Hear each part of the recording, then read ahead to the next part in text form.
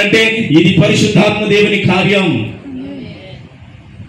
మీరు చెప్పండి, నాకు సమీపస్తుడుగా ఉన్నాడు నా దేవుడు అని చెప్పండి. నా సమీపంలోనే ఉన్నాడు నా పరిశుద్ధాత్ముడు అని చెప్పండి.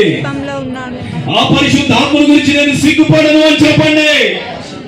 ఆయన ప్రార్థన గురించి నేను సిగ్గుపడను అని చెప్పండి. ఆ పరిశుద్ధాత్మను పొందుకునే మందిరం గురించి నేను సిగ్గుపడను అని చెప్పండి. ఆ మందిరముల గురించి నేను సాక్షి వేయడానికి సిగ్గుపడను అని చెప్పండి. Praise the Lord. అంతటా సాధ్యం కాదండి. పరిశుద్ధాత్మను పొందుకోవడం అంతటా సాధ్యం కాదు. యేసు ప్రభుల వారు నిండు బాప్తిస్మం తీసుకొని ఆ యొక్క యోర్దాను నుంచి బయటికి వస్తున్నప్పుడు ఒక్కసారి ఆకాశము తెరవబడ్డది. తెరవబడ్డటువంటి ఆకాశంలోని పరిశుద్ధాత్మ దేవుడు ఒక పావుర రూపంలో శరీరాకృతి ధరించి ఆయన మీద వాలి అంటున్నాడు, ఈయన నా ప్రియ కుమారుడు,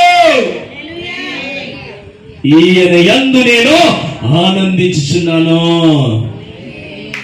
ప్రియ బిడ్డలారా, దేవుడు చెబుతున్న మాట, నీ గురించి ఆయన ఆనందపడుతున్నాడు. నువ్వు బలహీనుడవా? నీ నోరు బలహీనమా? నీ మాట బలహీనమా? నీ జీవితమే బలహీనమా?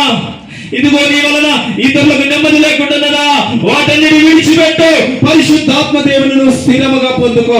ఎలా నడవాలి, ఎలా నడవకూడదో ఆయనే నీకు బోధిస్తాడు.